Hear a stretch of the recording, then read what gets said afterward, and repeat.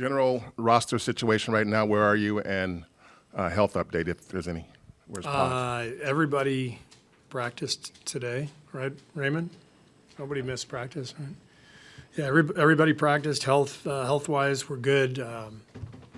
Wiggs came out of that game the other night really well. We just had a great practice. And roster-wise, we haven't made any decisions on the back end, but we feel like we have a pretty good handle on our team. I'm sure you see tomorrow night as a bit of a dress rehearsal. What do you want to see out of this team before going into Portland and everything?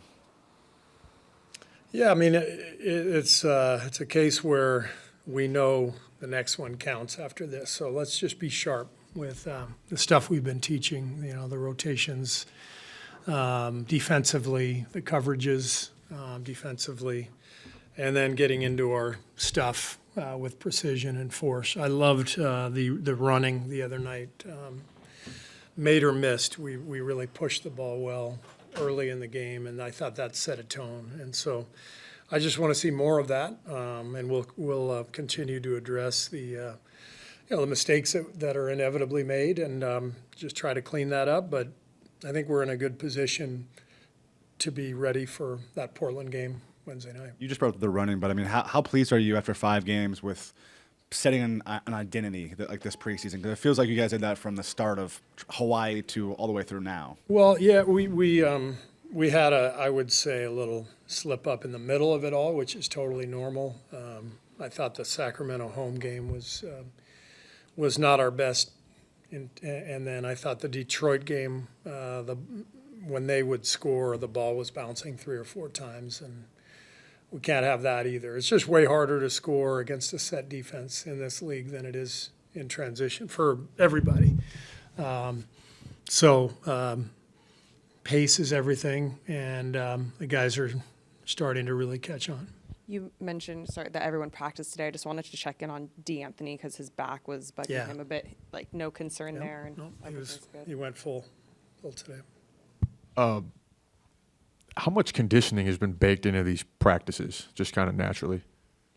It depends what day we're talking about. Today there was a lot. We played a lot of live, both transition and half court today, and we did a lot of defensive drill work live against coaches.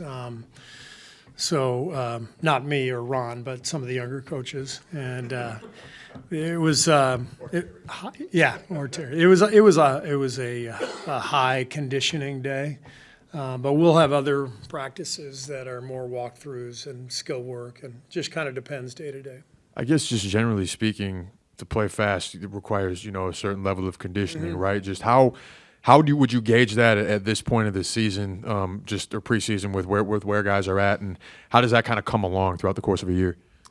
Yeah, I mean that's the tricky part is once we get to Wednesday, we're not going to have many practices like this one, and so. You have to take advantage of them in camp when they're available to you, which we've done.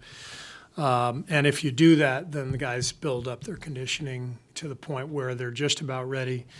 In my experience, the first week or so, the guys who are playing 30-plus minutes, they're not quite there yet, but they get there that first week. Pretty much every team, in the preseason says things like, we want to shoot more threes, we want to play faster, we want to improve our defense, all things that are valid and things that you guys want to do. But what makes you confident that you'll be one of the teams that actually establishes those things and carries it into the regular season? Yeah, it's a great point. Everybody in the off season, their guys get bigger, stronger, and faster and hungrier, every team. So you make a good point. We are pushing it every day in practice. We're talking about our identity. We want to be feisty. We want to be really tough defensively and scrappy and get to the loose balls. But it doesn't mean anything unless we do it. So I'm confident we'll do it because we've got 13 possible rotation players and only 10 spots. So if you don't do it, you come out. Steve, you've talked previously about the importance of Jonathan being able to play 3 in addition to 4. and that you've thought of him as a 4 in the past. What has he done enough to convince you he can play 3, and what specifically does that mean? Handling the ball better, shooting threes better, defending the perimeter better? What goes into that in your mind? Well, the first thing for us is pace. So the other night he played the 3, and he played fast. You know, as soon as there was a change of possession, he was sprinting. He has to do that. We can't be a half-court team and play, lineup combinations that don't make sense, in terms of spacing. But if we play fast, and then a lot of that stuff is mitigated. And if we are tough defensively, then a lot of that stuff is mitigated. So he's got to be better defensively for sure, making sure he's in the shell and not leaking out of our shell, making sure he's on a string with the other guys. Got to be better on his closeouts. The last couple games, he's been blown by a few times. We've talked to him about it. But what I loved about that last game is the force, and it came from his speed, running in both directions. That makes up for a lot of stuff, and so that's the number one priority for me. And this distinction between 3 and 4 at a time when, we've been hearing for years how basketball's becoming positionless in some ways. It sounds like that distinction is still critical to you, and looking at your lineup and the puzzle, as you call it sometimes. Or is the game becoming more, how close is it to? It is becoming positionless, and I would describe, a lot of teams out there as positionless. Boston is positionless. A lot of guys who can all dribble and have the size to guard multiple spots, that kind of stuff. We have been positionless in the past, with Kevin and Andre and Sean Livingston, Clay, all kind of able to do lots of things. We didn't really designate a 3 or a 4. But if we're going to play Trace and Draymond, or Loon and Draymond, then you got to have 3, right? It kind of comes down to shooting. If you're going to play a more traditional, old school 2 big lineup, then you're going to have a more defined 2 and 3 than 1. So the other night, essentially, Wiggins was the 2. Wiggins was the 2, JK was the 3, Draymond was the 4, Trace was the 5, and you don't see much of that in the NBA today. But one of the reasons we're looking at it is because it's got great size and length, and so if that group can be great defensively and run, then it can work. But if not, then it won't work. Did you like the way it looked? Because it kind of speaks to, it seems like you got Kuminga, Wiggins, Draymond, guys who can do a bunch of different things. Yeah, and that's kind of the point of playing with pace, that you're not playing against a half-court set defense. If we tried to put that lineup out there and just run high pick and roll, that's not going to work because you just don't have the spacing. But if you play that lineup and get deflections and rebounds, and you get out and run, and you get to spacing, and then the ball starts to move, then you can have a lot of success. I'm curious, from your perspective, which came first, the roster and then the ideology, or the ideology and you built the roster around now becoming Paul Westhead? I don't think Paul Westhead's teams played defense, did they? At least not the Loyola Marymount version, but his Laker teams did. You're the new guru of Go. Yeah, that's right. Look, this is not a huge shift for us. Like we've always wanted to play fast. I think we're so it's the answer is somewhere in between. It's we finished last year saying we've got to get better organized offensively. We can't just expect to run the some of the random actions that we've run over the years. Expect everybody to understand it. So we started that way. Then you get to the roster where you add some players, and in effect you get younger. And then you're thinking about playing Wiggs and JK together. How can we best, utilize their skills and put them together. That's what you come up with is, kind of, let's play faster, but let's get better organized. That's probably the best way to explain it. And then you mentioned 13 guys, effectively 10 spots. We know an NBA season will never afford you actually 13 guys to work from. But is this a fun part of the job or the worst part of the job? No. Having to figure this out. Yeah, the worst part is having, assuming everybody's healthy going into Wednesday night. The worst part is telling, three, at least two, maybe three very worthy position, rotation players that they're not in the plans that night. The best part is when those guys aren't available and you can still play with depth and try to play the way we're playing and feisty defensively, sprinting, running. Like, we have the depth to do that for the season, but no fun telling guys that, especially guys who have earned it. Because I would say, including Lindy Waters, I think we have 13 players who have earned a spot in the rotation.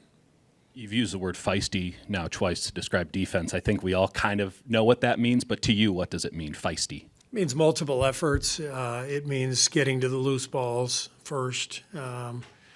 It means being proactive rather than reactive. Those are the things we're looking for. Is there a player that comes to mind on your roster when you think feisty? I think, Draymond 100%. Draymond is feisty. I think, Brandon Podziemski from the beginning, a guy who leads the league in taking charges.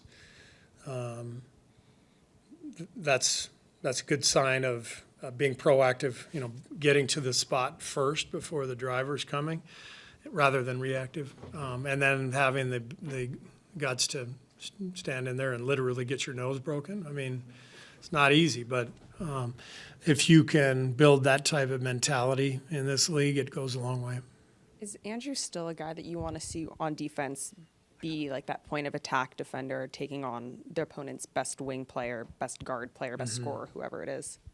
Andrew is that guy. So is Gary. I think we will just figure out matchups and lineups, and we have a lot of flexibility this year, and that's what I'm really excited about. Is maybe what we were talking about with rotations, maybe it's not the same 10 every night. We got to see how it plays out. Just wondering with Draymond, what have you seen from him from whether it's a playing standpoint, a leadership standpoint, this longer preseason, and how eager do you think he is to get it going? He's been fantastic. He's so locked in today. It was our best practice of camp today, and a big reason why was Draymond was basically stepping in and coaching in spots where, guys needed guidance or if he saw something. And he carries a big voice, and he's the ultimate winner and competitor. And when we get the best version of Draymond, there's nobody like him in the league. And that's why we've hung banners. That's why Draymond is here.